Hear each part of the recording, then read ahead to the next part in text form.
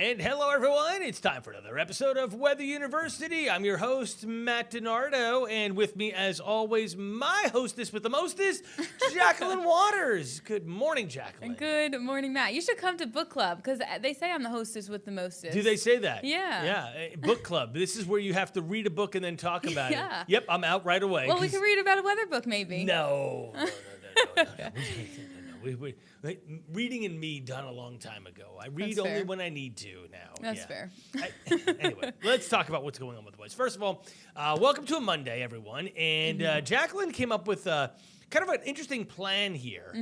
So why don't you kind of run through this idea that you presented to me that I think is really a great idea of what we're going to do over the next couple of weeks. Yeah, so I thought because we're getting into the heart of severe season, why not have basically a severe series? So we'll start off today talking about basically the basics of thunderstorms, some basics about radar, and then next week, I know you watched already the documentary on Netflix. Yes. So here's some homework for you guys. If you want to watch the new documentary on the Joplin tornado back in 2011, there's a new Netflix documentary. And you said it was really good, right? I really liked it. And what I liked about it is they didn't do things that they did in Twister or Twisters with all the fake CGI. That was a movie. Correct. This is straight whatever raw footage they had from the day of leading up to it. There is a little bit of dramatization because, you know, they're interviewing the true people who were part of the Joplin tornado. And if y'all don't remember this was 2011, and the town of Joplin was literally wiped out. Like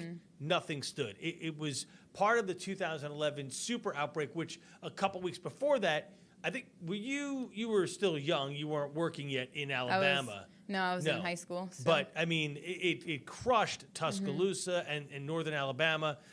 So, yeah. May 22nd, my birthday, 2011. Yeah.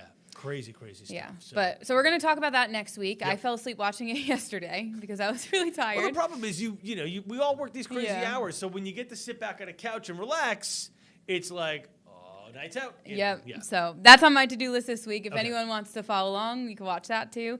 And then next week we'll talk about, or the following week, I haven't decided yet, tornadoes and shear.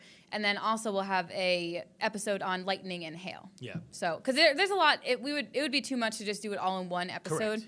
And I think it's important to have the basic understanding as we go into severe season. Because a lot of times we talk about shear on air. We talk about rotation. We talk about lightning and hail. So understanding the basics of it, I think, is really important. It's really important to do, yeah. And I think that we should do the Joplin look back, understanding tornadoes and shear, because they all go together. Yeah, that's what I was thinking. I think you're right there. So, all right, first things first. So let's talk about severe weather and severe thunderstorm criteria and what exactly it is. Because, you know, a severe thunderstorm watch has been issued, severe thunderstorm warning, but there are certain conditions that have to be met for that warning to be issued, Jacqueline. Yes. And also, we don't issue those warnings. Correct. We go on air when there's a tornado warning, but the National Weather Service in Wakefield are the ones that issue the warning. So when a severe thunderstorm warning gets issued, you have to have one of these. You have hail 1 inch in diameter or larger, wind gusts 58 miles per hour or greater. Usually we go by 5 miles per hour, so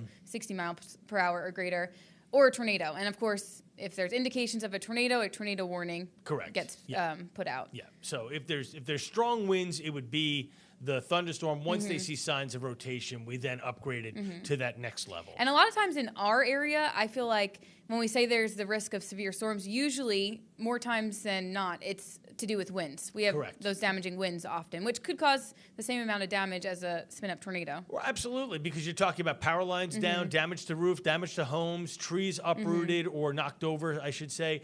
So those types of things are really important. And, you know, so one of the things we don't do here, and it's to allow you all to continue to watch your programming. We don't break in for every severe thunderstorm warning. Now, if there is a really, really good, strong, that is, severe thunderstorm rolling through the heart of the metro, Eastern Powhatan, east of 522, from Amelia Courthouse east, Chesterfield County, Henrico, City of Richmond, Tri-Cities, Hanover County, and a little bit to the west, you know, in the kind of more densely populated area around the metro, we're going to come in on that and give you a quick update. And we'll typically just try to cover the commercial breaks for that and not allow you to miss whatever programming. However, for a tornado warning, it's one of the things, and this is what we have to always tell people, it might be sunny where you are in West Point, in Tappahannock, and we might be talking about a tornado warning in Prince Edward County in Farmville. And it's 60, 70 miles difference.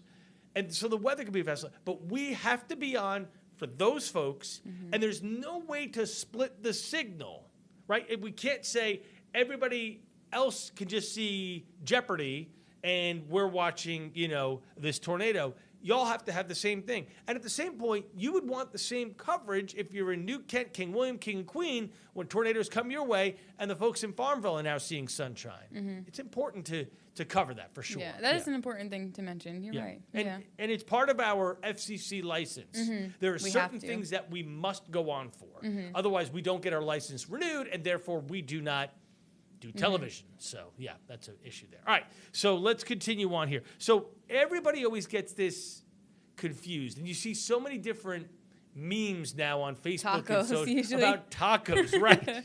So taco watch, taco warning. Let's go to this, Jackie. Yeah, so it could get confusing. I mean, the basic way to think of it is a watch. Basically, you have all the ingredients present. Like if you were to make a taco, you might have the meat, the shell, the cheese, the lettuce, and you have all those ingredients, and it's put out ahead of the storm. It could be put out 2 hours ahead of a storm. It could be put out up to 8 hours if you have all those ingredients, and they've been showing for the last few days in our weather models. And it basically is put out to make you aware that severe storms are moving through. Or, I mean, we're not just talking about a severe storm. Watches and warnings could be put out for fog. Well, that's advisories. But winter storm watches. Ice storm watch. You do have other criteria. Hurricane watch, tropical storm watch. So there are other weather events that trigger watches. So flash flood watch, flash flood warning. And then the warning gets put out basically as the event's happening. As you have that severe weather, whatever it might be, a tornado warning, a thunderstorm warning, or a flash flood warning when it's happening. And usually, I mean, you have a few minutes of notice. Sometimes you have more than that. Sometimes you have less than that. And it just means you have to take shelter immediately. Right. The ones that you have the most notice for, winter storm warnings, because that's a forecast-based criteria in terms of in this area, it's 4 inches or more of snow. And usually we're doing that 12 to 24 hours in advance. The other ones you have a lot of notice of is hurricane and tropical storm warnings, usually 24 to 36 hours in advance. That's because at that point the models are really tight on coming in this area. But it is important because the ones that we're talking about the short term, as you said, severe thunderstorm and tornadoes, you are literally, it's like that, instantaneous type stuff. Yeah, and you could look up, if you just type in like NWS, National Weather Service, and you type in watches and warnings criteria, you could, I mean, this is all public, you could look up what criteria we need for the watches and warnings to come out. For sure. All right, so we want to always be prepared. And this is kind of just a simple checklist of things to do and things to know before severe weather happens. Yeah, and some of it might not be as obvious as you think. I mean, we talk a lot about knowing your safe place, and that's basically, especially in severe thunderstorms, getting as many walls and interior walls between you and any windows as possible. So that could be a bathroom, maybe a closet. If you have a basement, that's the best place to go underground. But you just don't want to be by any windows. So that's that safe place. Or exterior walls. Exterior walls, yeah. Yeah, but both are correct. Yeah, right. Also, getting multiple ways to get watches and warnings. So I find this interesting because I think this was a big, and it still needs to be done. But I mean, you and I grew up in the time of weather radios, and I know they're still out there, but I think that they're less used and less known now. You're right. But I always still put mine on. Well, usually I'm working, but I'll give it to my parents, and I think it's important to still have because you could lose service. Maybe your phone will break. I know a lot of people get their watches and warnings from their phone though. But I think it's a good way. And also, a lot of the weather radios, it's battery operated, so you don't need outlet. And also, they have other radio channels on there. Yeah, they do. And one thing to keep in mind when it comes to severe weather, always on the either the 8 News app or the Storm Tracker app, either way, there is a way for you to watch live, and you can do that. So you can watch live and see what's going on. We will broadcast live through both apps. and Facebook and our YouTube, when we are in a major severe weather mode, when we are on the air, what we call wall-to-wall coverage, meaning we've started and we're not coming off until the last warning's over. Yeah. Yeah. So Then I guess we're going to talk about the supplies you need in the next frame. sure, I'll bring that up for you. Yeah. So, I mean, some of this stuff you might have, some of it you might not. Helmet there, that's like where my eye first goes. And a lot of people are like, why do I need a helmet? Probably. But, I mean, especially if you have the ingredients that you could have some tornadoes, it's important to protect your head. Correct. Because you could have debris falling on your head, and you could have, hopefully your ceiling doesn't fall down, but it is possible. Also, closed-toed shoes. A lot of people don't have that, and that's important because when you go outside after the event, you could have broken glass, you could have down power lines, and you don't want to be out there in barefoot. That's the worst, or even in sandals or flip-flops. The interesting one here to me is air horn. And I had to think about this for a second. And the reason for that is if you are in a building that has now collapsed, you can't get out, hit the air horn, much like if you had a whistle, so that nearby people who are trying to do rescue operations know, oh, there's somebody in there. And it's a very interesting concept. And I think probably that's a lot more known in the plains, in Tornado Alley, in the Deep South, where they get consistent tornadoes. It's not something I've ever thought about when I was in New York or even here in Virginia, but it totally makes sense to me. Yeah, that is interesting. And then the obvious stuff, water, food's always good to have. If your power goes out, you want batteries, you want a flashlight. Your first aid kit, you never know if you might need a Band-Aid and any of that stuff. And it's just better to be prepared than not. So this is the time to get that kit ready. It's so easy to do. I mean, you're probably talking, I'll go back to that for a quick second here. Of all those things, I mean, you probably have boots in your house. Yes. You might have batteries. You should have a flashlight. You probably have some canned food and some bottled water. So the only things you might be buying here that you don't have would be an air horn, right? And possibly the helmet and maybe the weather radio, you know. But again, and there, probably my guess is, Jack, and I should look this up, there's got to be like an app for weather radios now. Let's see. There probably is. You're right. Weather radio. Look at that. I just searched it. NOAA Weather Radio. There is an app for it now. Yeah. So there's a bunch of people who make them. So you could probably load that in and put in the area that you're in, and therefore your phone can be your weather radio. So you don't have to, because there's no more Radio Shack anymore where I got mine from, right? I got mine, I think, online. Just it's a NOAA weather radio. I'm sure you can get it Amazon or whatever, but there is an app, so you can do it that way. All right, let's continue on. So I think this is good because you want to talk about the development of clouds, which then leads into the development of thunderstorms. So let's talk about cloud formation here just a bit, Jack. Okay, you want me to talk about it? Sure. Yeah, that's fine. Yeah. So a lot of times we get thunderstorms in the summer, and basically the way clouds form, we just have the sun heating down on the ground, and the air warms. We have usually our high temperatures during the daytime because we have the sun out, and warm air rises. The easy way to think about it, I remember when I was in like elementary school, and if I forgot, I would always think your heating is always at the bottom of the ground, and your ACs are usually like central air is up. So warm air rises. That's why you have heaters close to the ground, and cold air sinks. Right. So that's an easy way to remember it. But you have your warm air rising, and then it cools, and it forms clouds, condenses. You have your condensation level. These are all things we look at when we're forecasting. And yeah, it's pretty interesting. It is pretty interesting. So we take that a step further, and what happens is as that water vapor begins to rise and it hits the condensation level and it starts to create clouds, if we get really strong winds lifting upward, we start to build those clouds vertically. So we go into the cumulus and then finally cumulonimbus stage, which now we might get an anvil. We then start to get winds inside the clouds moving up, what we call updrafts, and winds coming down, downdrafts. That's where the cooler rain is, and that gives us our vertical motion.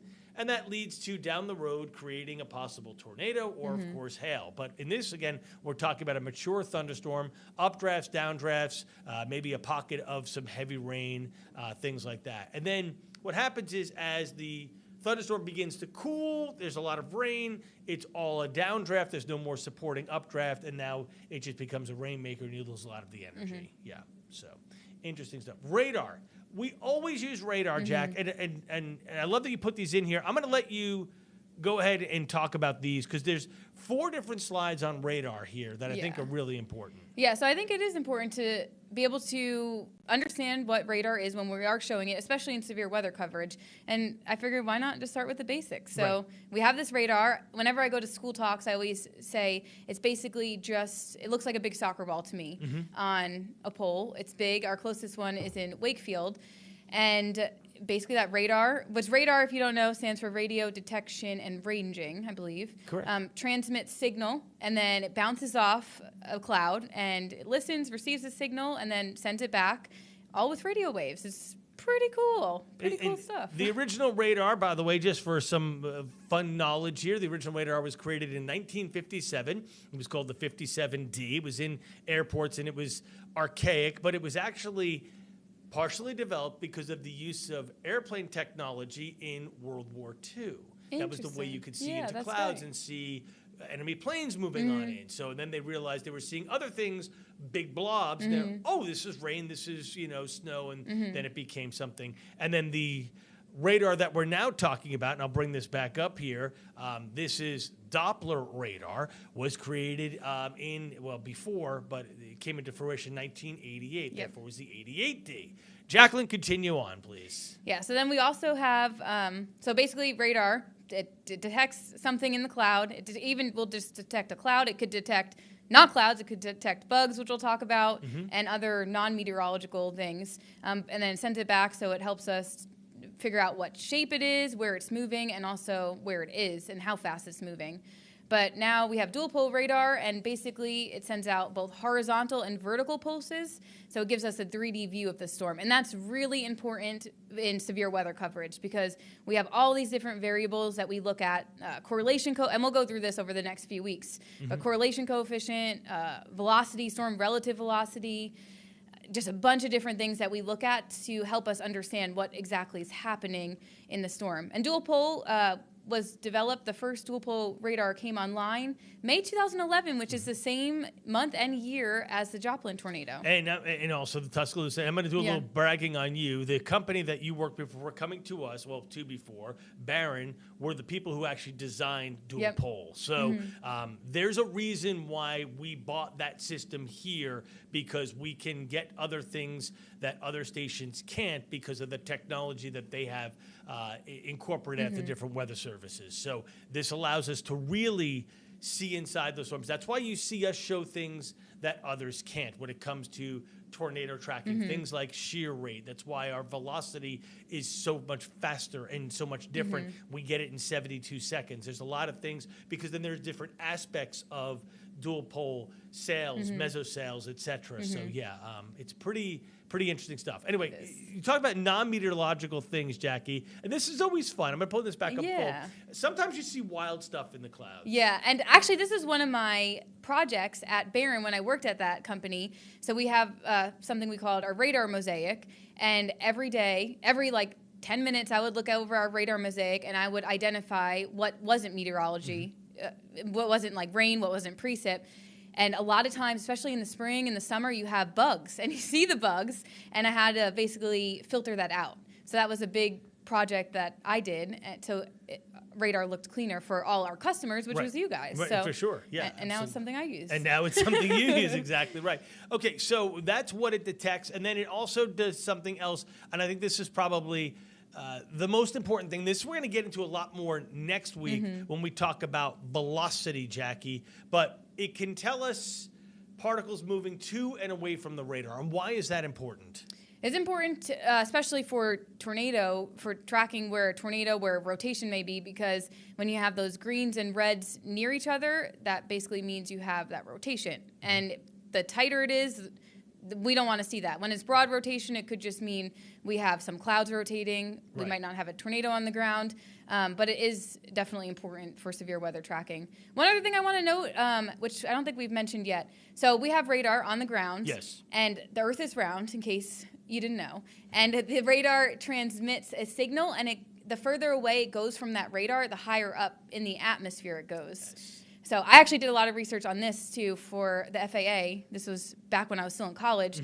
But there are some issues with that. So a lot of times on air, when we are tracking severe weather, you hear us say, okay, well, the radar is this many miles away, and it's basically showing us blank feet in the atmosphere. Right. So it could be showing, it always is showing us higher levels in the atmosphere. Correct. So we always show you, it's what we call pixel query, the wind, usually with velocity, and that's usually not what's reaching the ground. But there are some issues. You could have overshooting, you could have beam blockage.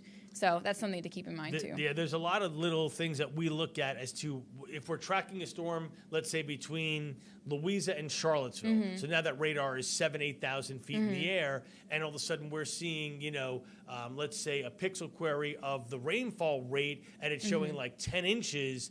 Well, we know it might actually be hitting some hail because now of how high we are versus actually measuring the rain rate, which is lower in the sky. So that's why we're always, hey, this is more hail or something higher than, so we're very And even cautious like about just this winter, we were saying it when we had the big winter storm come in, we're like, it's probably not going to reach the ground yet because we have dry air closer to the surface and it was evaporating. So that's why we say those things. So we're going to talk a lot more about velocity coming up again when we talk next week. So the homework for everybody is to watch Twister, not the movie, but the new Netflix documentary. It's called Twister Caught in the Storm. There you go. So, and it's got about 5 different people that they have really highlighted that were in this storm, and they recount their days of it.